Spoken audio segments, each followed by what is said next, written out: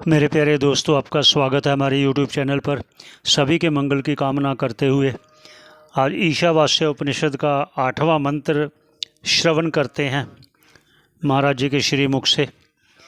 सभी के मंगल की कामना करते हुए पुनः पुनः आइए।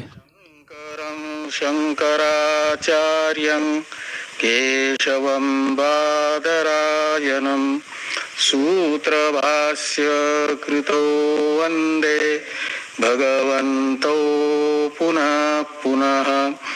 ईश्वरो गुरुरात्मेति मूर्तिभेद विभागिने व्योमवद्व्याप्तदेहाय दक्षिणामूर्तये नमः। ओम शांति शांति शांति। शुक्ल यजुर्वेदीय संहिता भाग के 40वें अध्यात्मक ईशावास्योपनिषद के 7वें मंत्र तक की चर्चा हम लोग कर चुके हैं। 8वें मंत्र का विचार आज होना है।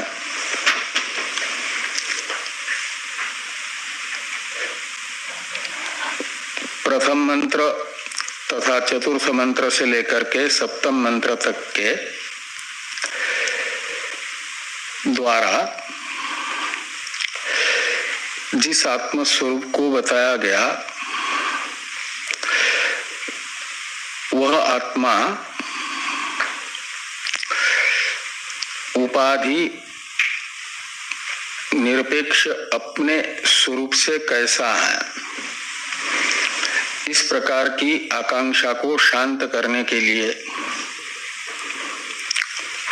इस मंत्र के द्वारा आत्मा का जो ईशादि मंत्रों को विवक्षित स्वरूप है, निरुपाधिक स्वरूप, वह बताया जा रहा है।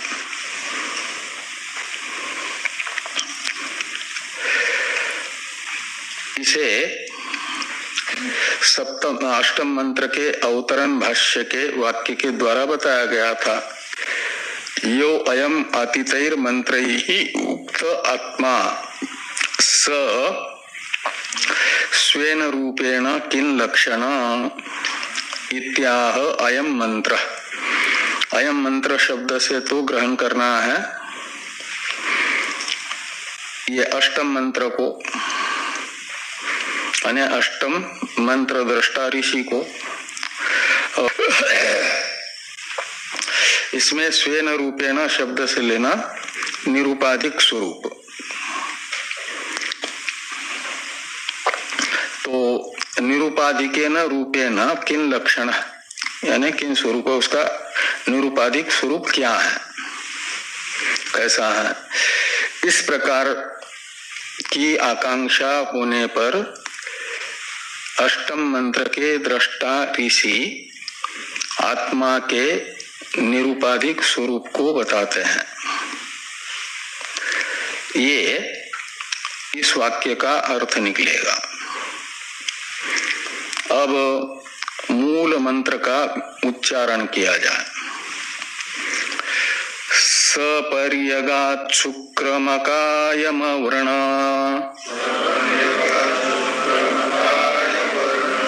मश्नावीरगुं शुद्धम पाप विद्धम कविर्मनीषी परिभूष्वयंभूर याथा तथ्यतोर्थान् व्यददात् शाश्वतीभ्यः समाभ्यः।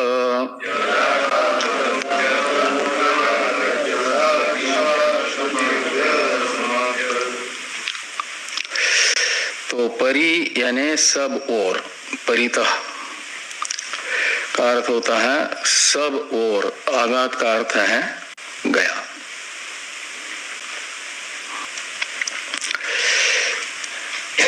ईण गतो धातु का लुंग लकार का रूप है परिउपसर्ग पूर्वक पर्यगात, और जिसे पुरुषान्न परम किंचित सा काष्ठा सा परागति, यह श्रुति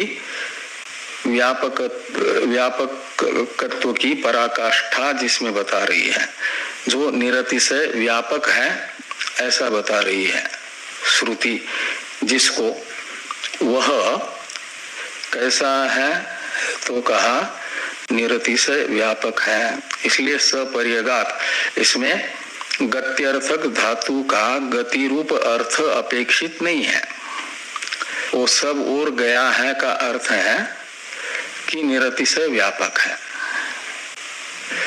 तो सपर्यगात इसका तात्पर्य अर्थ निकलेगा कि आत्मा का निरूपाधिक स्वरूप निरतिशय व्यापक है,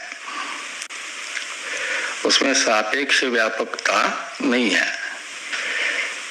जैसे अर्थादि में सापेक्ष व्यापकता बताई इंद्रियादि की अपेक्षा से, पूर्व की अपेक्षा से उत्तर में बताई गई आपकी वो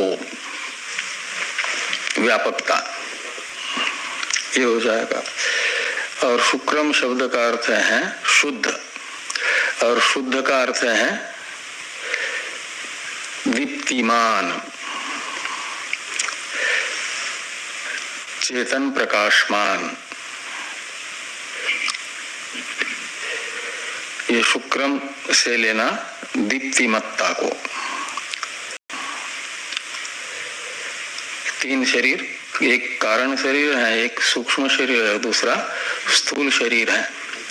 तो अकायम में जो काया शब्द है, इससे आपको कौन से शरीर का ग्रहण करना है? सूक्ष्म शरीर का। इसलिए अकायम का अर्थ निकलेगा सूक्ष्म शरीर रहितम, अकायम सूक्ष्म शरीर रहितम। और अव्रणम, तो अकायम से सूक्ष्म शरीर का संसर्ग आत्म स्वरूप में नहीं है, सूक्ष्म शरीर रूप उपाधि से वो रहित है, ये बताया गया। और अव्रणम अश्नावीरम, ये जो दो विशेषण है, इन दो विशेषणों से बताया जा रहा है स्थूल शरीर रूप जो एक उपाधि है, इस स्थूल शरीर रूप उपाधि से भी रहित है, जन्मांतर उसका होता है। इसका अर्थ है सूक्ष्म शरीर तो वही रहा, ऐसे कारण शरीर रूप अज्ञान भी वही रहता है। तो कारण शरीर तथा सूक्ष्म शरीर में ही ये शस्त्रादि मुरण नहीं कर सकते। तो शुद्ध आत्म स्वरूप में कहाँ कर पाएंगे? आत्मा की उपाधिभूत कारण शरीर तथा सूक्ष्म शरीर में ही नहीं हो पा रहा है आघात आदि जन्य व्रण जखम। तो उन दोनों शरीरों से परे जो शुद्ध आत्म स्वरूप है वह अव्रण होगा, आघात आदि जन्य जखम आदि से रहित होगा। और सवर्ण होता है स्थूल शरीर ही, स्थूल, इसलिए उसे सवर्ण कहा जाएगा और अव्रण कहा जाएगा इन तीनों को, सूक्ष्म शरीर को भी, स्थूल शरीर को और कारण शरीर को भी। तो शुद्धात्म स्वरूप तो अव्रण ही है। और अश्नावीरम, अश्नावीरम में स्नावीर शब्द का अर्थ होता है स्नावा जिसमें होती है, उसे कहा जाता है स्नावीर। स्नावा कहा जाता है नाड़ियों को। स्नावा यानी नाड़िया। तो नाड़िया सूक्ष्म शरीर और कारण शरीर में होती है कि नहीं? सूक्ष्म शरीर कारण शरीर में नाड़ियां नहीं होती है, स्थूल शरीर में होती है। तो स्नावा यानी नाड़िया, और नाड़िया जिसकी होती है उसे कहा जाएगा स्नावीर। और स्नावीर जो नहीं है यानी जिसमें नाड़ियां नहीं है, स्नावीर का तो अर्थ है जिसमें नाड़ियां हैं। रक्त आदि का संचरण करने के लिए, श्वास आदि ऑक्सीजन आदि का संचरण के लिए नाड़ियां हैं, जिसमें नाड़ियां होती है। कुछ नाड़ियों से रक्त जाता है, कुछ उसे कहा जाएगा अस्नावीरम। तो आत्मा का जो शुद्ध स्वरूप है, निरुपाधिक स्वरूप है, उसमें नाड़ियां है कि नहीं? अस्नावीरम किसे? शुद्ध आत्म स्वरूप को। शुद्धम है अविद्या मल रहित। और अपाप विद्धम, तो पाप शब्द से ग्रहण करना जन्मादि का हेतुभूत कर्म। वो जन्मादि चाहे मनुष्य की अपेक्षा उत्कृष्ट पुण्य कर्म से होने वाले जो है, और पाप कर्म से होने वाले मनुष्य की अपेक्षा निकृष्ट, उभय की समानता में होने वाला मध्यम योनि रूप मनुष्य जन्म, इन सब का कारणभूत जो है उसे कहा जाएगा पाप शब्द से। वो पुण्य कर्म भी जन्म का हेतुभूत और निकृष्ट जन्म का हेतुभूत पाप कर्म भी। मनुष्य जन्म का हेतुभूत पुण्य पाप की समान अवस्था रूप। परलोक मार्ग से जाता है, स्वर्ग आदि में पहुंचाने वाले दक्षिणायन आदि मार्ग से जाता है। वह बुद्धि में है, और बुद्धि में जो चिदाभास है वो बुद्धि अपनी उपाधिभूत बुद्धि के कर्म रूप धर्म को अपना धर्म समझ लेता है, उसमें तादात्म्य करके। बुद्धि में जिसका तादात्म्य है वो समझ लेता है बुद्धिस्थ अपूर्व शब्दित जो कर्म है, पाप है। संस्कार कहते हैं वासना को, तो दो होते हैं। ये कर्म को कहा जाता है अपूर्व। वो भी संस्कार जैसा ही है, लेकिन अपूर्व शब्द से कहा जाता है। संस्कार शब्द का पर्यायवाचक है वासना। और ये जो अपूर्व में से प्रारब्धात्मक जितना भाग है, बाकी तो संचित हो जाता है, वह अनुकूल प्रतिकूल परिस्थितियां लाता है, सुख दुख के अनुभव में निमित्त बन जाता।